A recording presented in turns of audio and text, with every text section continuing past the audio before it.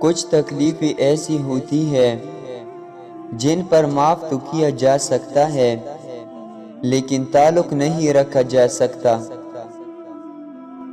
کسی کی میٹھی باتوں کا یہ مطلب ہرگز نہیں ہوتا کہ آپ اس کے لیے خاص ہیں۔ بعض اوقات کبوتر کو کھلانے کے لیے نہیں بلکہ پکڑنے کے لیے ہی دانہ ڈالا جاتا ہے۔ جن میں تنہا چلنے کا حوصلہ ہوتا ہے ایک دن ان کے پیچھے قافلے ہوں گے۔ جن کی کوئی عزت نہیں ہوتی وہ دوسروں کو بھی عزت کر کے فخر محسوس کرتے ہیں۔